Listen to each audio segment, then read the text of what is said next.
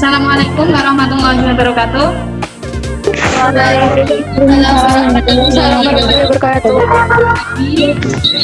Semuanya, alhamdulillah tetap jaga kesehatan ya, karena sekarang juga sudah mulai musim penghujan. Yang dikontrol juga tetap patuhi protokol kesehatan. Untuk daftar hadir seperti biasa, nanti silahkan kalian mengisi daftar hadir di LMS sekolah.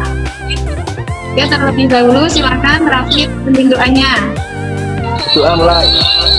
Nah, untuk hari ini nanti kan kita akan belajar masih tentang sama seperti materi minggu lalu, yaitu tentang mikroorganisme. Kemarin kita belajar tentang apa?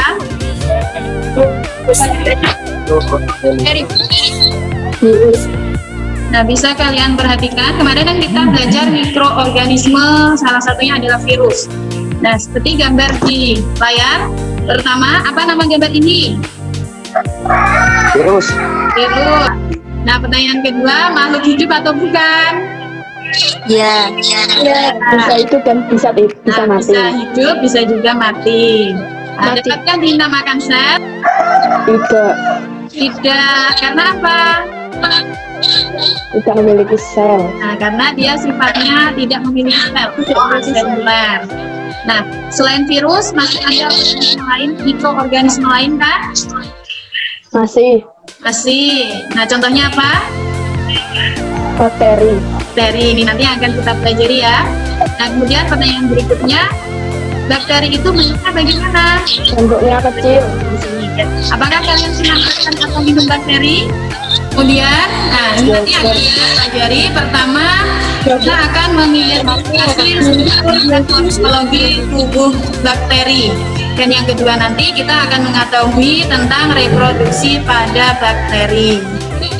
Nah, terlebih dahulu, ini mungkin sudah pernah kalian pelajari di waktu SMP atau MTS tentang salah satu klasifikasi dari makhluk hidup, yaitu Kingdom Monera. Pernah dengar atau tidak? ya, Nah, Monera ini dibagi menjadi dua bagian, ada Eubacteria dan Archaebacteria. Sebelum kita masuk ke pokok bahasan ini, terlebih dahulu kita pahami perbedaan dari sel prokariotik dan eukariotik. Nah, untuk prokariotik di sini organismenya sangat sederhana, kemudian mempunyai kromosom tunggal. Selanjutnya tidak mempunyai membran inti. Nah, ini nanti yang menjadi perbedaan antara sel prokariotik dan eukariotik, karena tidak memiliki membran inti. Kalau eukariotik organismenya kompleks, memiliki kromosom lebih dari satu, kemudian mempunyai membran inti. Nah, ini nanti yang akan kita cari tahu, bakteri itu apa, kan bagaimana ciri-cirinya, bagaimana struktur tubuhnya, nah apa saja bentuk bakteri, dan apakah bakteri dapat bereproduksi. Yuk kita cari tahu bersama. Nah, LKPD dan bahan ajar sudah Ibu sampaikan di LMS sekolah. Nah, bisa kalian buka. Kemudian pengerjaan seperti biasa kalian kerjakan secara kelompok. Nanti silakan presentasi dari perwakilan kelompok masing-masing.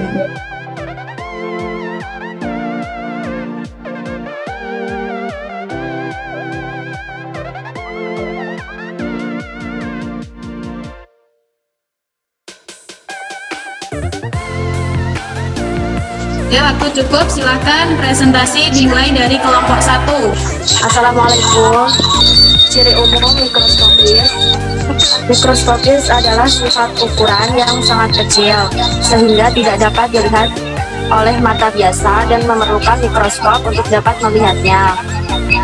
Ciri umum Terima kasih presentasinya. Mungkin dari kelompok lain ada yang ingin ditanyakan? Saya Bu, apakah hubungan bakteri dengan jerawat? Jelaskan.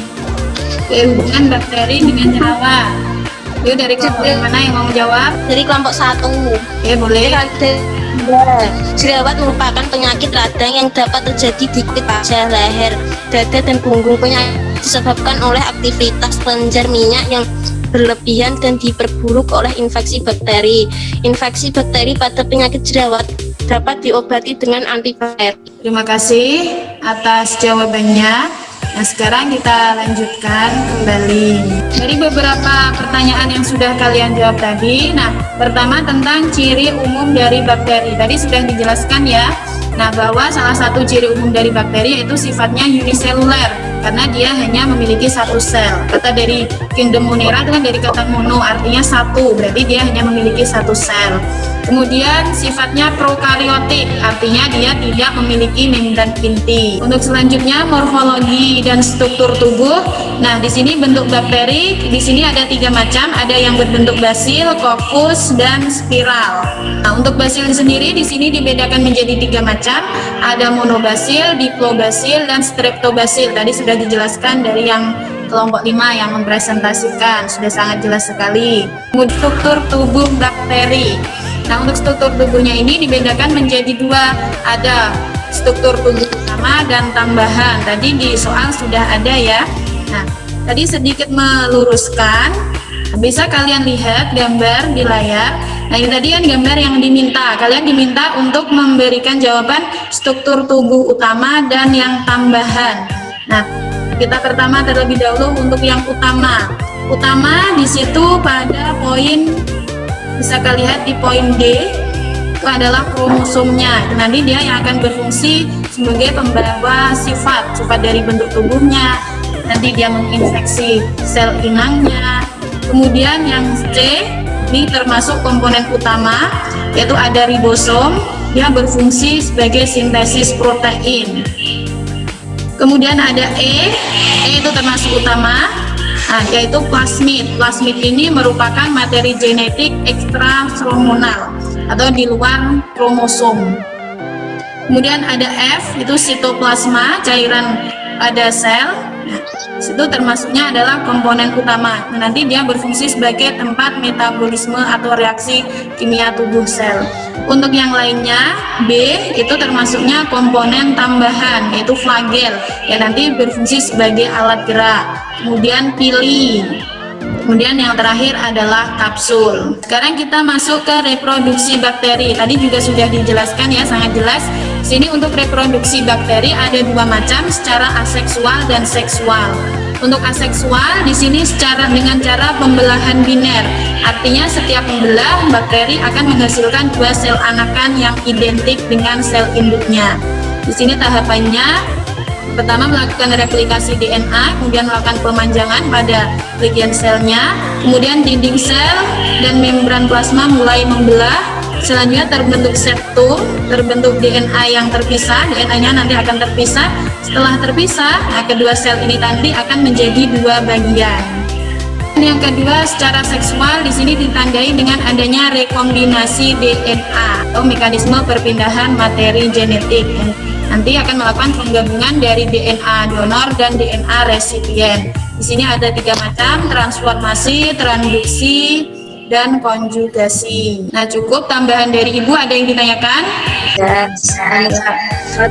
Untuk tugas hari ini sudah ada di LKPD, silakan kalian kerjakan secara individu. Nanti kalian melakukan praktikum tentang pembiakan bakteri Nata de coco.